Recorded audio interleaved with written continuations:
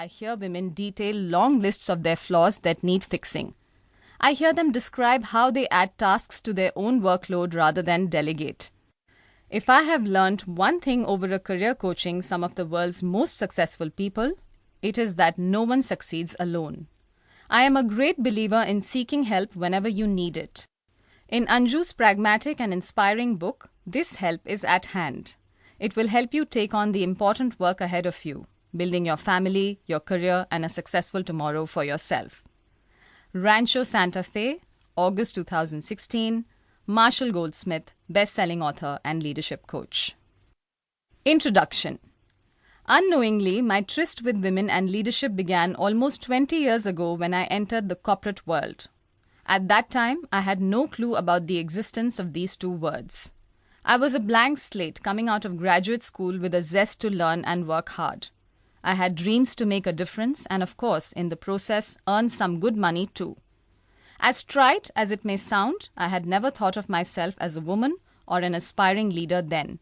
It was all about performing and delivering the tasks at hand. It is only in hindsight that I am able to put the discrete pieces of my journey together, and what I see emerging is a picture of a woman and that of a leader. My entry to the real world of work is quite vivid in my mind. I still recall my job interview conducted in the city of New York. The hiring manager was a tall, broad-shouldered woman who came across as tough, hell-bent on proving that she didn't care an iota about my qualifications. It was clear that she was out to dig the dirt, then find the gold. After 3 grueling interviews with her and her seniors, I was offered the job. I looked forward to turning a new leaf in my life. The initial days were all about learning. I was told there were unwritten cultural expectations. For that matter, I had not seen the written ones either. I felt like a fish out of water. Compared to academia, this place appeared different to me. How do corporates work? Do I take credit for my work, or I shouldn't be modest? Do I speak in front of my boss or stay quiet? No one else is sharing their thoughts, so I shouldn't either. Can I approach someone who can untangle my dilemmas? Maybe not. They may think I'm stupid. I should appear worldly wise. My male peers who had started along with me appeared to be completely free-spirited without any of the overt turmoil or churn that I was going through. Within a year of working here, I found I was expecting my first child.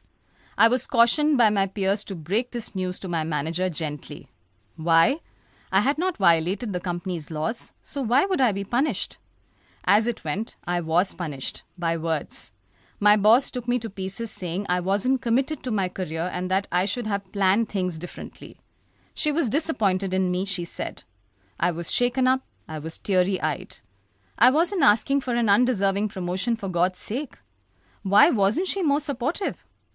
Soon thereafter, I quit. My next job in a new company suddenly made me realize I was a minority in many ways.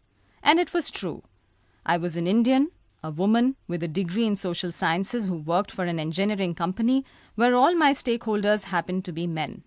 I began to see men as proxy for power, status, and authority. Their actions and outcomes confirmed so. But if this was to become the rest of my life in this company, it didn't look pretty at all. I would roar to speak, but then being the only woman, hold myself back. I felt stifled. Once, during an all-employee meeting, a senior leader was sharing the value of a new performance management process when he said, employees who get a rating of 3 on a scale of 1 to 5 should not see themselves as average individuals. They are still good, very good. And that was the point where I couldn't hold myself back. In that auditorium of about 200 people, only my hand went up. It is an average purely by the law of mathematics, I said. My peers and others looked at me strangely, for they could not believe how I could have questioned the leader like this.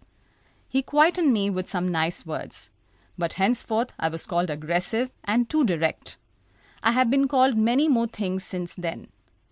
Even though I was labelled aggressive, the truth of the matter was that I was far from it.